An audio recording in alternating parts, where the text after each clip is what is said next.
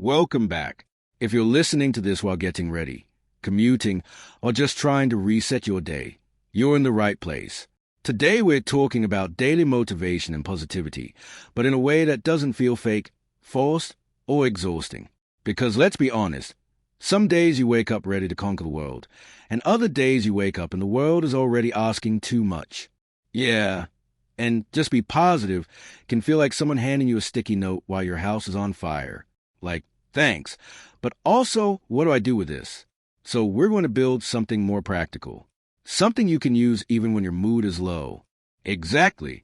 Let's set a quick definition so we're not chasing something impossible.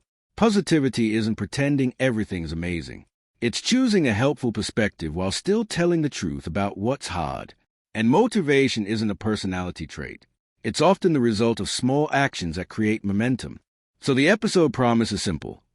By the end, you'll have a short daily routine for motivation that takes just a few minutes, plus a few quick rescue tools for when your day goes sideways. Let's start with a reality check. Waiting to feel motivated is a trap.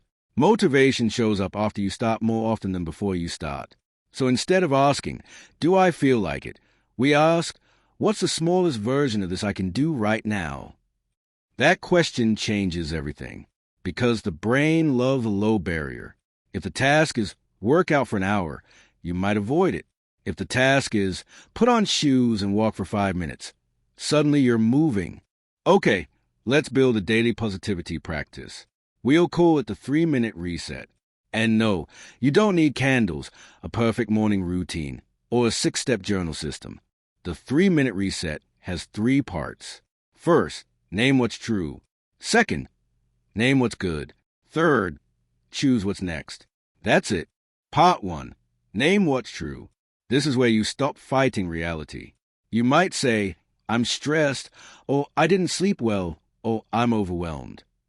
Not dramatically, not for attention, just accurately, because clarity is calming, and it keeps positivity from becoming denial. If you skip the truth, positive thinking feels like lying to yourself. But if you start with truth, you can build from a solid foundation. Part 2. Name what's good, not what's perfect. What's good? It can be tiny. I have clean water. My friend texted me back. I'm breathing. My bed is warm. I handled something hard yesterday. Some people hear that and go, that's too small. But small is the point. You're training your attention. Your brain is already excellent at scanning for threats and problems. This is teaching it to also scan for support, progress, and possibility. And part 3, choose what's next. One action. Something doable. Not your whole life plan. Just the next right move. Like, I'm going to drink a glass of water, or I'm going to open the document and write 2 sentences, or I'm going to send the email I'm avoiding. This is where motivation gets created, because action gives you evidence you're the kind of person who moves forward, and that evidence is powerful. Let's make it even more concrete. Here are a few sample resets you can steal. Reset example 1. What's true? I feel behind. What's good? I've solved hard things before, and I have 1 hour today I can use well. What's next? I'm going to list the top 3 priorities and start with the first for 10 minutes. Reset example 2. What's true? I'm tired, and I don't want to deal with people today. What's good? I'm allowed to have a low-energy day. What's next? I'm going to do 1 small self-care thing. Shower, stretch, or step outside for 2 minutes. Reset example 3. What's true? I'm anxious. What's good? Anxiety is a signal, not a prophecy. What's next? I'm going to take 5 slow breaths and then do the smallest step I've been avoiding. Now, let's talk about the biggest misconception about positivity, that it means you never feel negative emotions. But a positive person still gets angry, sad, disappointed, jealous, exhausted, all of it. The difference is they don't build a home in those feelings. They visit, learn, and move. And if you're someone who thinks, I'm just not a naturally positive person, I want to challenge that. Positivity is less like a personality and more like a skill. And skills are trained, not wished for, which brings us to quick rescue tools. Because not every day is a 3 minutes and I'm good kind of day.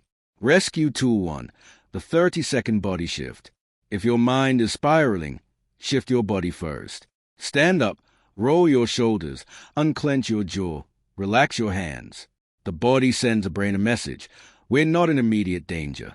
Rescue tool 2, the 1-inch win. Ask, what's one tiny thing I can complete in the next 2 minutes? Put one dish away. Reply to one message. Make the bed halfway. Open the Notes app and write one line. Tiny wins restart momentum. Rescue tool 3, change the soundtrack in your head. Listen for the story you're telling yourself. Is it, I always mess up, I never finish, this will never work? If so, replace it with something true and useful, like, I'm learning, I can take one step, I've handled worse than this.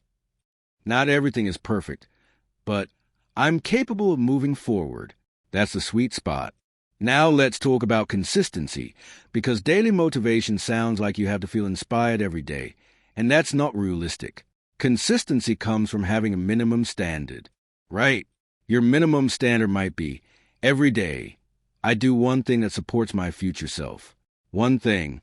On a great day, it might be a workout and meal prep and deep work. On a tough day, it might be drinking water and sending one email. Still counts. Here's a simple question for that. What would make tomorrow easier? Then do one small piece of it today. And if you want to make positivity automatic, tie it to something that already happens, like brushing your teeth. While you brush, do the 3-minute reset in your head. Truth? Good. Next. Or do it while your coffee brews.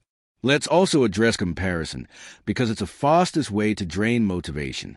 When you compare your behind the scenes to someone else's highlight reel, you lose every time.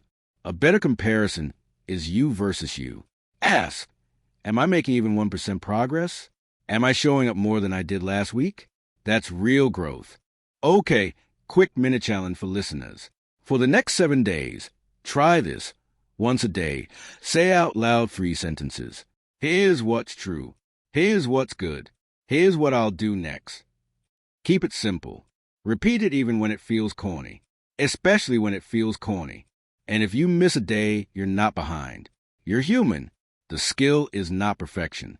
The skill is returning. Before we wrap, I want to leave you with an honest version of positivity. You don't have to love your life to improve your life.